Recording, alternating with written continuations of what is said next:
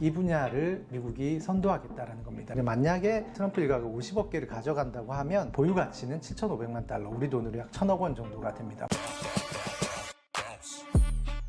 도널드 트럼프 미국 대통령 당선인이 대선에서 승리한 이후로 비트코인이 10만 달러를 눈앞에 두고 있습니다. 가상자산 친화적 규제가 나오고 비트코인 전략 보유고가 현실화될 가능성 때문입니다. 장기적으로 보면 트럼프발 가상자산 시장의 활성화의 가장 큰 수혜자는 트럼프 당선인 본인일지도 모르겠습니다. 트럼프 당선인은 국가적인 가상자산 정책 구상에 개인의 사업도 같이 포함을 시켰습니다. 정책 성공을 추진하면서 개인 사업도 성공하겠다, 그런 의도로 읽힙니다. 바로 트럼프 일가가 추진하는 가상자산 사업인 월드 리버티 파이낸셜 프로젝트인데요. 월드 리버티 파이낸셜은 달러 기반 스테이블 코인을 발행하는 프로젝트입니다. 일단 스테이블 코인은 비트코인이나 이더리움처럼 가격이 변동하는 그런 가상자산이 아니라 하나의 스테이블 코인이 1달러에 고정되어 있는 그런 형태의 가상자산입니다. 이를 이용해서 세계 거래소나 가상자산 금융 플랫폼에서 안정적으로 거래를 할 수 있는 디지털 금융 세상의 달러 같은 개념입니다. 트럼프 대통령은 대선 전인 지난 9월에 월드 리버티 파이낸셜 프로젝트를 공개했는데요. 홈페이지를 보면 트럼프 당선인이 주목을 쥐고 있는 사진이 전면에 걸려 있어서 누가 보더라도 전면에 나선 그런 프로젝트다라는 것을 알 수 있습니다. 트럼프 당선인은 이 프로젝트에서 최고 암호화폐 지지자라고 직책을 표현하고 있습니다. 그리고 그의 아들들도 참여하고 있는데요. 장남인 도널드 트럼프 주니어, 그리고 둘째인 에릭 트럼프, 셋째인 2006년생이죠. 베런 트럼프도 웹3 대사라는 직책으로 참여를 하고 있습니다. 재밌는 점은 트럼프 당선인의 오랜 친구, 40년 지기 친구로 알려진 스티브 위트코프의 가문도 이 프로젝트에 많이 공동 창업자로 참여를 하고 있습니다. 스티브 위트코프는 트럼프 대통령의 어떤 골프 친구로 알려져 있는데요. 그의 두 아들도 공동 창업자로 이렇게 참여를 합니다. 물론 이제 디지털 자산 전문가라든지 IT 전문가, 금융 전문, 법률 전문가들 다수가 참여하지만 이 프로젝트의 중심축은 트럼프 일가와 위트코프 일가입니다. 월드 리버티 파이낸셜 코인을 0.015달러에 판매를 하고 있는데요. 이 코인 자체가 스테이블 코인은 아닙니다. 이 코인을 판매한 금액으로 이제 스테이블 코인을 개발하겠다라는 그런 계획입니다. 그렇다면 이 투자자들은 왜 이 코인을 구매를 하느냐? 이 코인을 구매한 사람들은 앞으로 월드 리버티 파이낸셜이 사업을 해나가면서 맞닥뜨리는 여러 가지 결정의 순간에서 투표권을 행사를 하게 됩니다. 그리고 이 코인을 지금 구매를 하더라도 당장은 팔 수가 없습니다. 거래가 막혀있는 구조로 일단 사게 되는데요. 이후에 투표를 통해서 팔 수 있게 하자라고 결정이 된다면 이 투자자들이 나중에 가격 상승 이후에 수익을 얻을 수 있는 그런 구조입니다. 트럼프 당선인 일가가 이 프로젝트에서 월드 리버티 파이낸셜 코인을 얼마나 보유하게 되는가라는 점은 지금까지 알려져 있지 않은데요. 일단 전체 발행량은 1,000억 개이고 사업 문서를 보면 초기 팀 멤버에게 이 중에 2.5%가 배정이 됩니다. 그렇지만 또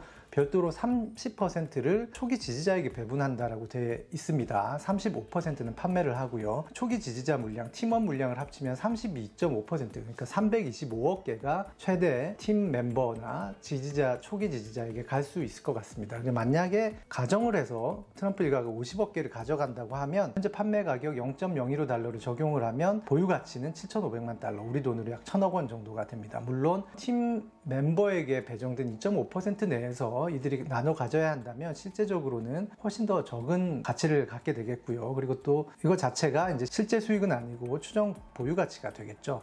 그렇지만 사실 트럼프는 이 월드 리버티 파이낸셜 코인을 판매한 금액보다 앞으로 스테이블 코인을 운영을 하면서 얻어지는 그 수익이 주된 목표로 보입니다. 왜냐하면 그 시장 자체가 스테이블 코인 시장이 훨씬 크기 때문입니다. 달러 기반 스테이블 코인 중에 가장 큰 스테이블 코인이 바로 테더라는 업체가 발행한 코인인데요. 이 발행 총액이 1,250억 달러입니다. 그런데 이 발행 업체가 이 1,250억 달러의 발행 금액을 통해 가지고 얻고 있는 수익은 올해 들어 가지고 3분기까지 77억 달러, 우리 돈으로 10조 원이 넘습니다. 그리고 이런 추세라면 올해 연간 수익은 한 100억 달러 정도에 이를 것인데요. 우리나라 돈으로 14조 원 수준이죠. 만약에 트럼프가 추후에 월드 리버티 파이낸셜 프로젝트를 테더와 같은 수준으로 키운다면 한 이 정도의 수익을 기대할 수 있을 것 같습니다.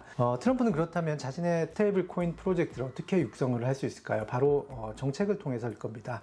미국 대통령으로서 가상자산 육성 정책을 펼치면 회사의 수익을 얻을 명분과 수단을 동시에 얻게 되는 것이죠. 월드 리버티 파이낸셜의 사업 문서를 보면 앞으로 트럼프 당선인은 어떻게 가상자산 정책을 추진해 나갈 것인가 하는 힌트가 조금 나옵니다. 금융 접근성을 민주화하고 미국 달러의 글로벌 지위를 강화하는 것이 목표 목표 이렇게 적어놨습니다. 그리고 이를 위해서 월드 리버티 파이낸셜은 미국 달러 기반 스테이블 코인과 가상자산을 이용한 금융 애플리케이션을 적극적으로 지원해서 달러가 향후 100년 동안 세계의 준비통화로 남아있도록 하겠다 라는 이야기가 있습니다. 이것을 보면 이제 트럼프 당선인이 앞으로 달러 패권을 강화하는 것을 목표로 하고 이를 위한 수단으로 스테이블 코인과 디파이 금융, 디지털 금융을 활성화하는 정책을 펼 것이라고 추측할 수 있습니다. 트럼프 당선인의 가상자산 관련 공약 중에 사실 스테이블 코인과 디지털 금융 육성은 트럼프가 제시한 가상자산 공약의 큰 한 축입니다. 트럼프 당선인이 비트코인을 공식 지지를 선언한 것이 지난 7월이었는데요. 당시에 비트코인 컨퍼런스 2024라는 행사에 가서 연설에서 밝혔습니다. 당시에 밝힌 정책 범주는 크게 세 가지인데요. 바로 규제를 완화하겠다. 그리고 비트코인을 미국의 국가 전략 비축 자산으로 만들겠다. 그리고 스테이블 코인을 활성화하겠다. 이 세 가지였습니다. 이 세 가지 범주가 모두 서로 얽혀 있습니다. 그리고 그 얽혀 있는 그 세 가지 정책을 추진을 하다 보면 결국 트럼프 대통령이 평소에 주장을 하는 미국 우선주의, 아메리카 퍼스트가 됩니다. 먼저 가상자산 규제는 명확하죠. 디지털 금융이나 관련 산업이 확산됐을 때 이 분야를 미국이 선도하겠다라는 겁니다. 전통적 금융 산업에서는 미국이 선도를 하고 있죠. 미국은 지금 전 세계 비트코인 채굴의 40% 안팎을 차지하면서 채굴, 그러니까 비트코인의 공급 측면에서는 이미 1위 국가입니다. 그리고 1월에 비트코인 현물 ETF가 출시가 되면서 비트코인의 거래나 유통도 이미 전 세계적으로 상당한 영향력을 확보를 하게 됐습니다. 바이든 행정부가 그동안 가상자산 업계로부터 받았던 불만은 명확한 규제를 제시하지도 않으면서 SEC라는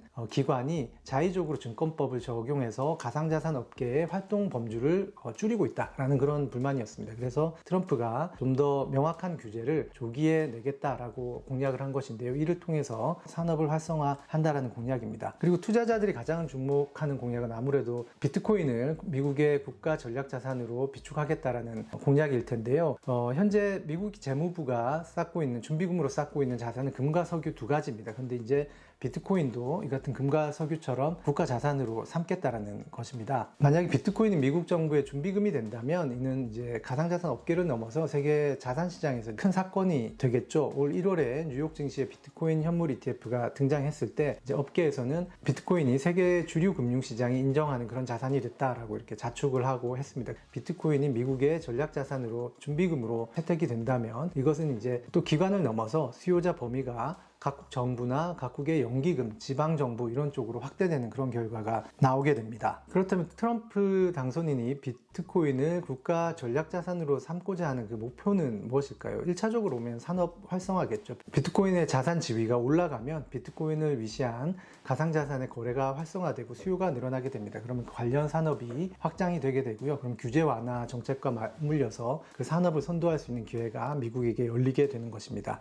그리고 여기에서 나아가서 미국 부채를 줄이겠다라는 그런 목표도 있습니다. 만약에 미국이 비트코인을 국가 자산으로 쌓고 그 여파로 가격이 오르게 된다면 그 오른 가격을 이용해서 부채를 일부 상환할 수 있다. 이런 구상인데요. 미국의 공화당 소속 상원 의원인 신시아 루미스 의원이 관련 법안을 발의했습니다. 이 법안을 보면 법안 통과 이후에 이제 5년간 매년 20만 개씩 100만 개를 구매를 하고 그걸 20년간 보유를 하겠다는 겁니다. 기존에 미국 정부가 범죄 수익으로 압류한 그런 20만 개랑 합치면 총 120만 개가 되는데요. 루미스 의원은 2045년이 되면 이 상승분 120만 개의 상승분으로 현재 부채 수준의 절반인 17조 달러를 줄일 수 있다라고 보고 있습니다.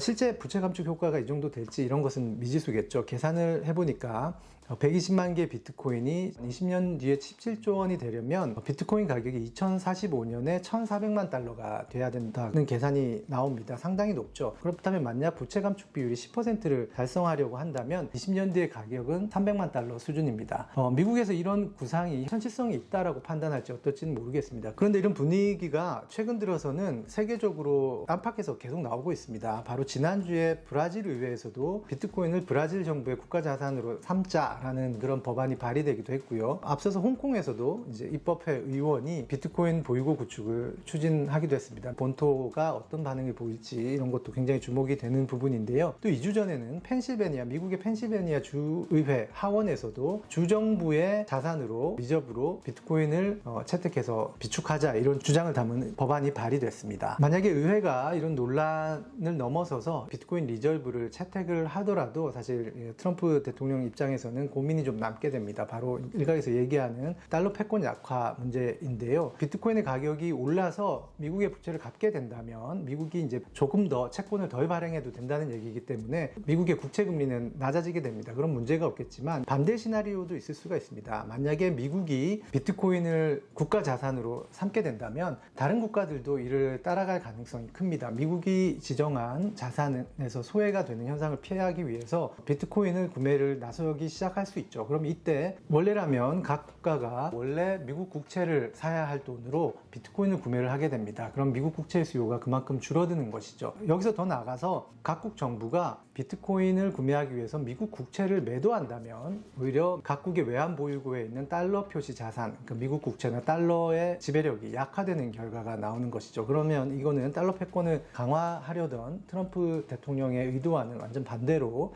달러 지배력이 낮아지는 역효과가 날 수 있습니다. 이를 보완하기 위해 등장하는 것이 바로 달러 기반 스테이블 코인입니다.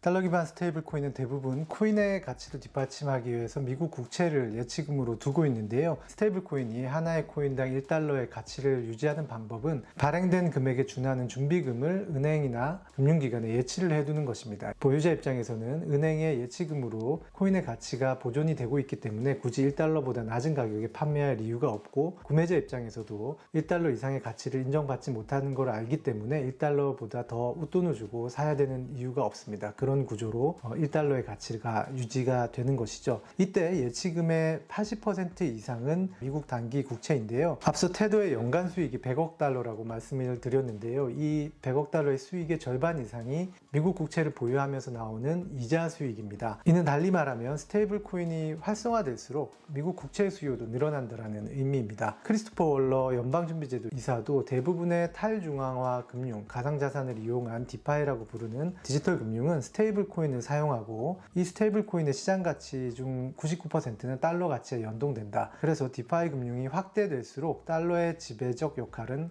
강화될 가능성이 크다라고 말한 바 있습니다. 비트코인을 비롯한 가상자산 산업과 그리고 디지털 금융이 활성화되고, 이에 비례해서 스테이블 코인이 육성되면 미국 달러의 패권도 강화되고 산업도 활성화되는 결과를 낼 수 있다라는 것이 트럼프의 구상입니다. 이 과정에서 이제 국내외의 금융사들과 디파이 금융을 제공하는 플랫폼들이 거래 수단으로서 월드 리버티 파이낸셜을 채택을 한다면 정책의 성공이 개인의 성공으로 이어지게 됩니다. 현재 흐름으로는 트럼프 행정부가 가상자산 산업을 육성하고 나설 분위기입니다. 당장 트럼프 2기 행정부의 주요 보직이 가상자산 지지론자로 채워지고 있습니다. 일론 머스크 테슬라 CEO는 물론이고요. 스콧 베센트 재무부 장관 지명자도 가상자산 옹호자입니다. 특히 하워드 러트닉 상무부 장관 지명자가 주목할 만한데요. 트럼프 당선인은 원래 2021년 인터뷰에서는 비트코인은 달러 패권에 대항하는 사기다라고 표현할 정도로 비트코인에 대한 반대론자였습니다. 트럼프 대통령의 이 같은 생각을 돌려 세운 장본인이 바로 하워드 러트닉 상무부 장관 지명자라고 알려져 있는데요. 러트닉이 최고 경영자로 있는 월가의 투자은행 캔터 피츠제럴드는 앞서 말씀드렸던 스테이블 코인 테더의 예치금을 수탁하는 금융기관입니다. 최근에는 단순 수탁을 넘어서 테더의 지분 5%를 인수했다는 그런 보도도 나왔습니다. 물론 백악관과 행정부가 가상자산 친화적인 정책을 추진을 하더라도 의회가 이를 수용을 하고 법안을 통과시킬지는